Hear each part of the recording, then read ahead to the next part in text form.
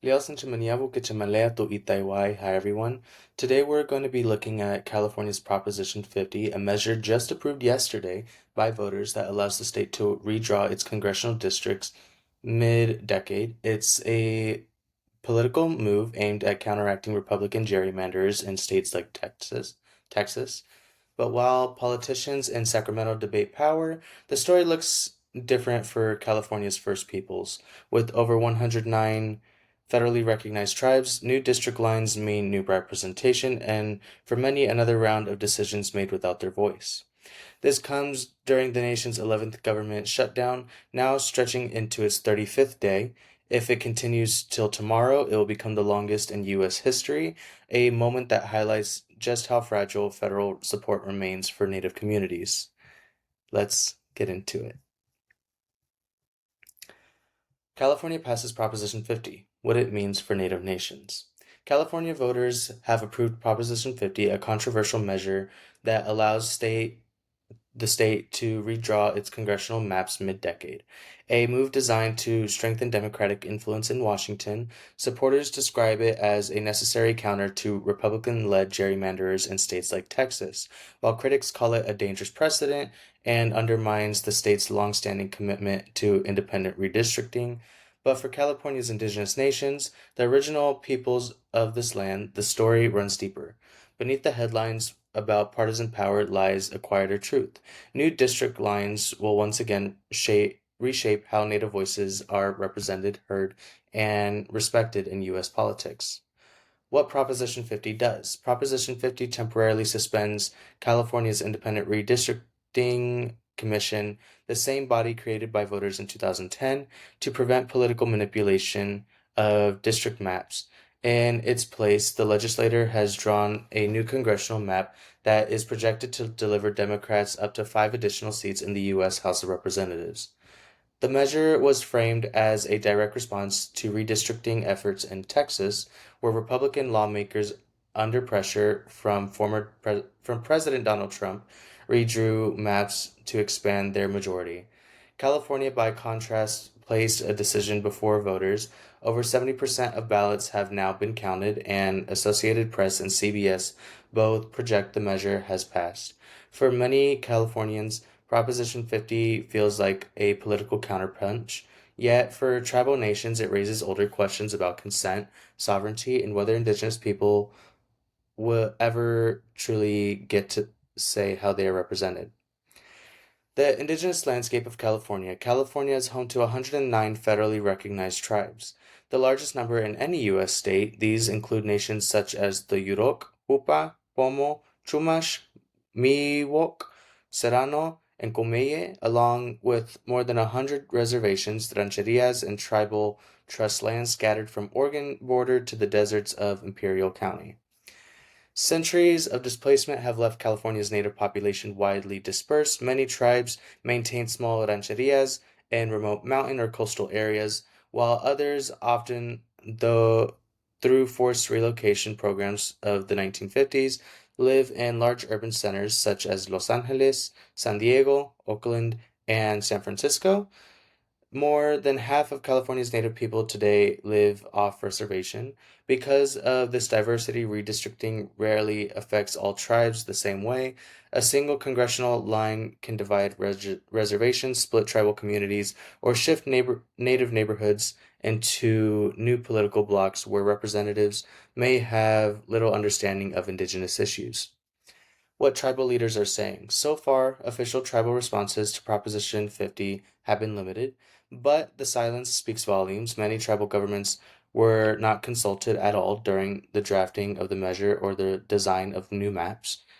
The Picayune Rancheria of the Chukchansi Indians publicly opposed the proposition, donating the No on 50 campaign, one of the few tribes to take financial stand.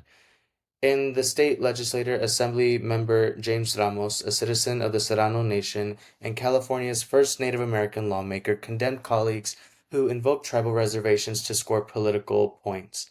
When one legislator complained that the new maps split tribal reservations, Ramos replied that such comments were offensive and hypocritical, coming from politicians who rarely engage with tribes on anything else. Redistricting does not erase tribal sovereignty, reservations, citizenship rights, or power, Ramos told his colleagues, but using California's First Peoples as political examples without their input is not respect, it's paternalism. Ramos' statement echoes a wider frustration across Indian country. Decisions about Native representation are still being made without Native voices at the table. The consequences of splitting tribal lands. Critics of Proposition 50's new maps note that several districts in northern and central California appear to divide reservation boundaries, particularly in the Sierra Nevada and Sacramento regions. Such splits can dilute Native voting power by scattering tribal citizens across multiple congressional districts, making it harder for Native candidates to win or for tribal communities to speak with one unified voice. Studies from Brennan Center and the Native American Rights Fund have shown that when reservations are divided, Native voter turnout drops and community advocacy weakens. Every decade, redistricting challenges this fragile balance between tribal sovereignty and state power. Federal representation and resources. Although new districts do not change the legal status of tribal governments, they change who speaks for them in Washington. Some tribes may gain allies, Democratic members of Congress often have stronger records on environmental justice, healthcare, and sacred site protection. Others, however, may lose long-standing relationships with representatives who previously secured funding for housing, education, or health services. California's tribes depend on numerous federal programs, from Indian Health Service clinics to housing grants, road maintenance funds, and cultural preservation initiatives. Navigating these systems requires relationships, and redistricting resets those relationships overnight. In the months ahead, tribal governments will need to brief their new congressional offices, rebuild partnerships, and ensure that their communities are not forgotten amid the political shuffle. Redistricting and sovereignty. Proposition 50 does not legally touch tribal sovereignty, but it symbolically underlines the limits of Native inclusion in state politics. Once again, lines are being drawn over Native lands without Native consent. Assemblymember Ramos' warning rings clear. Every time politicians redraw maps or invoke tribes as talking points, they risk repeating the same paternalism that defined centuries of policy, deciding for tribes rather than with them.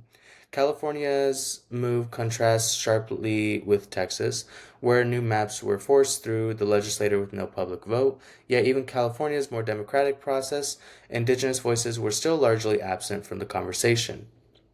Looking ahead. For California, Proposition 50 is both a reminder and call to action. The reminder that Indigenous representation remains vulnerable and decisions made far above tribal courts. The call that tribes must demand inclusion in every future redistricting process, not as a courtesy but as a right. As the United States faces growing political polarization and its 11th government shutdown, the need for genuine representation has never been greater. Gerrymandering, whether Republican or Democrat, chip away at democracy's foundation. For Indigenous nations, that erosion is nothing new. Yet the resilience endures.